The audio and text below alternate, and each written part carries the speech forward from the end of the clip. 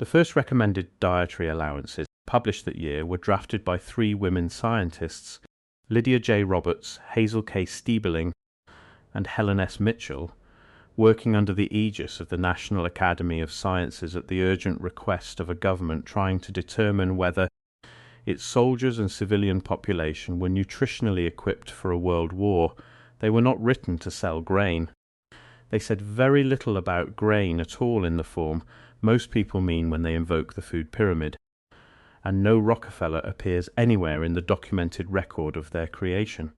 What actually happened to American nutrition guidelines, the real story of how they were shaped, bent, and in some periods systematically distorted by industrial interests, is a more complicated and more damaging history than the title suggests, and it runs across several decades and involves not one family or one commodity, but a whole architecture of institutional capture that the evidence now makes very difficult to dispute.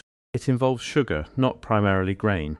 It involves flawed science elevated to dogma by a scientist who cherry-picked his data.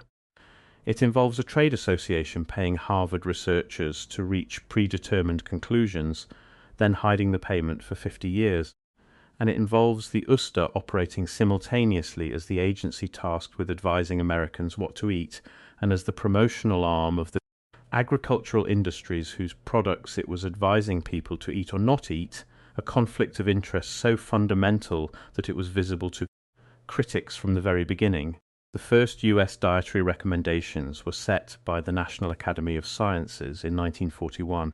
The recommended dietary allowances were first established out of concern that America's overseas World War II troops were not consuming enough daily nutrients to maintain good health. The first Food and Nutrition Board was created in 1941, and in the same year set recommendations for the adequate intakes of caloric energy and 8 essential nutrients. The recommended dietary allowance was developed during World War II by Lydia J. Roberts, Hazel K. Stiebling, and Helen S. Mitchell, all part of a committee established by the U.S. National Academy of Sciences in order to investigate issues of nutrition that might affect national defense. Roberts, Stiebling, and Mitchell surveyed all available data, created a tentative set of allowances for energy and 8 nutrients, and submitted them to experts for review. These were working scientists responding to a wartime emergency, applying the best available knowledge to a practical logistical problem. The guidelines they produced were modest in scope, scientifically grounded, and had nothing to do with managing commodity surpluses or protecting corporate interests. That came later and through different mechanisms. The ideological machinery that would eventually distort American nutrition guidance for decades was not assembled in 1941. It was assembled in the 1950s by a physiologist at the University of Minnesota named Ancel Keys, who became convinced that dietary saturated fat caused heart disease and pursued that conviction with a force of personality that fundamentally altered the course of nutritional science. In the 1950s, Ancel Keys relentlessly championed the idea that saturated fats raise serum cholesterol in the blood and, as a result, cause heart attacks and increased risk of death. Keys led the 7 countries study of 13,000 men in 7 countries, which ostensibly linked heart disease to diet. The word ostensibly is doing significant work in that sentence. Keys made the mistake of measuring the islanders' diet partly during Lent, when they were foregoing meat and cheese, thereby undercounting their consumption of saturated fat. Also, due to problems with the surveys, he ended up relying on data from just a few dozen men, far from the representative sample of 6 and 55 that he had initially selected. These flaws weren't revealed until much later in a 2002 paper by scientists investigating the work on Crete, but by then, the misimpression left by his erroneous data had become international dogma. The 7 countries study was not simply incomplete, it was selectively constructed. Keys selectively included data from 7 countries that supported his hypothesis while omitting data from others, such as France and Switzerland, where high saturated fat consumption coincided with low rates of heart disease. Had all available data been included, the correlation would have vanished. Keys had looked at data from 22 countries. He published data from 7. The countries that supported his hypothesis appeared in the study. The countries that contradicted it did not. In 1961, Keyes sealed saturated fat's fate by landing a position on the Nutrition Committee of the American Heart Association, whose dietary guidelines are considered the gold standard. Although the committee had originally been skeptical of his hypothesis, it issued, in that year, the country's first ever guidelines targeting saturated fats. Keyes' hypothesis needed industry allies to propagate itself into official policy, and it found them in the most counterintuitive place: the sugar industry.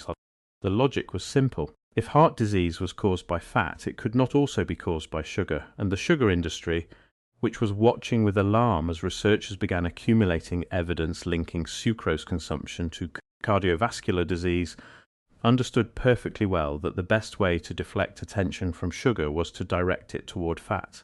In the 1960s, the sugar industry funded research that downplayed the risks of sugar and highlighted the hazards of fat. An industry group called the Sugar Research Foundation wanted to refute concerns about sugar's possible role in heart disease. The SRF then sponsored research by Harvard scientists that did just that. The result was published in the New England Journal of Medicine in 1967, with no disclosure of the sugar industry funding. In 1964, the group now known as the Sugar Association internally discussed a campaign to address negative attitudes toward sugar after studies began emerging linking sugar with heart disease.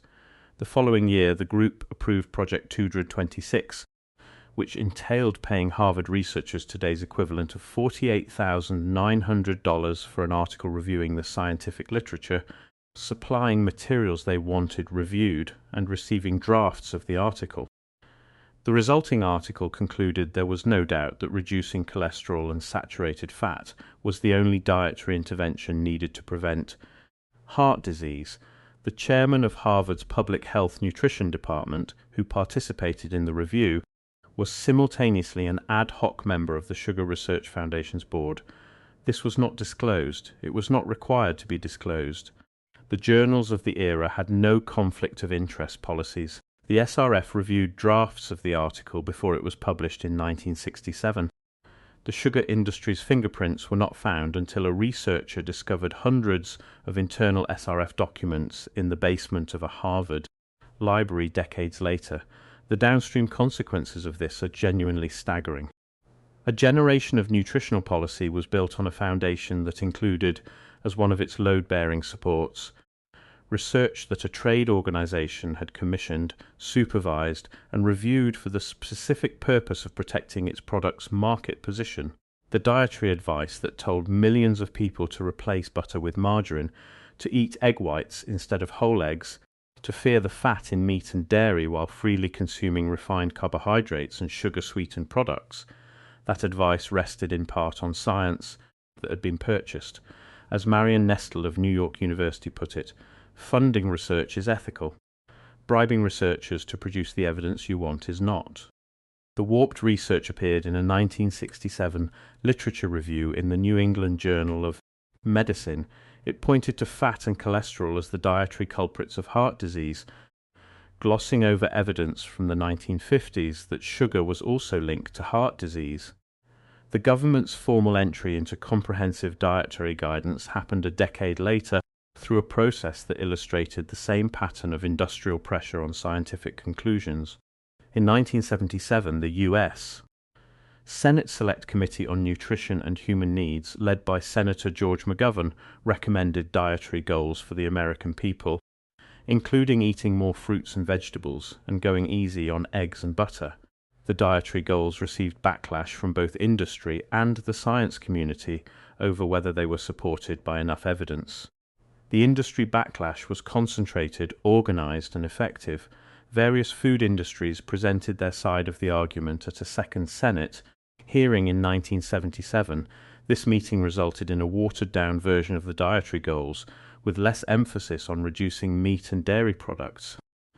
The meat and dairy lobbies had successfully rewritten, within months of publication, the federal government's first attempt at comprehensive dietary advice. The phrase "eat less meat" was replaced with language about choosing lean options. The phrase reduced consumption of eggs became language about moderating egg consumption for those with cholesterol concerns. The industrial interests had not blocked the guidelines, they had edited them.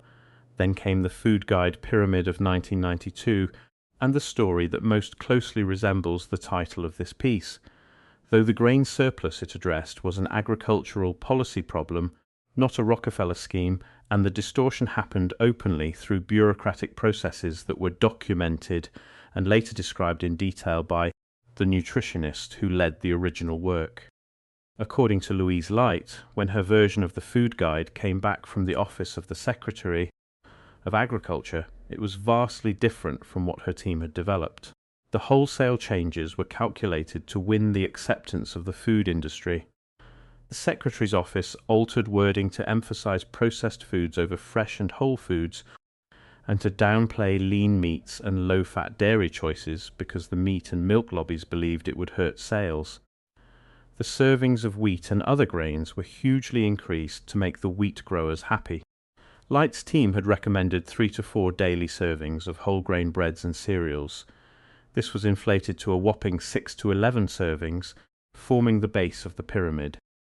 The USDA food pyramid finally launched to the public in 1992 after a year-long delay that many people suspected was to accommodate changes reportedly requested by meat and dairy lobbyists, and it had some peculiar advice. The guidance was for Americans to eat 6 to 11 servings per day of starchy items like bread, pasta, cereal, potatoes, whole grains, and rice at the base, depending on the individual. This was the foundation that millions of children were taught in schools. The pyramid on the cereal box, the nutrition science that shaped hospital menus, school lunches, and a generation's understanding of healthy eating. It was also, as Light described in detail, the product not of nutritional science but of agricultural politics. As dietary recommendations shifted from eat more to eat less, the USDA's dual mandates to protect agricultural producers and to advise the public about diet created increasing levels of conflict. Through their connections in Congress and the USDA, food lobbies successfully convinced government policymakers to alter advice about meat from eat less to choose lean to have 2 to 3 servings. Yet these policy shifts occurred just as nutrition scientists were reaching consensus that reduced fat intake would improve the health of the public. The honest reckoning with this history requires holding 2 things simultaneously. The scientists who developed the original 1941 RDAs were doing legitimate work with the tools available to them. The researchers who built the first understanding of vitamins and essential nutrients were making genuine contributions to human welfare. The problem was not that nutrition science was invented to serve corporate interests. The problem was that as nutritional guidance became a matter of public policy, and as the food industry understood that public policy shaped purchasing behavior at enormous scale, the institutional structures that produced that guidance became contested terrain. The sugar industry did not invent heart disease research. It funded and shaped a selective review of that research at a moment when the outcome of the review had billion-dollar commercial consequences. The USDA did not create the grain surplus, but when political pressure landed on the agency, it used the pyramid's base as the disposal mechanism for that surplus and dressed the decision in nutritional language. With the creation of the 1977 goals, the federal government had unmistakably designated who the winners and losers in the food sector would be. The winners would be manufacturers of breads, cereals, margarine, cooking oils, and soy products. The losers would be producers of meats, butter, eggs, and cheese. This is the grain-selling story the title is reaching for.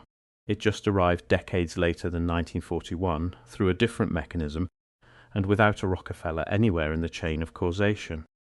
What it had instead was something more diffuse and harder to name, an industry that understood that public health guidelines were a market-making instrument, and a government that had been designed to simultaneously serve the industries it regulated and the citizens those industries sold to, with no satisfactory mechanism for resolving the conflict when those 2 interests diverged.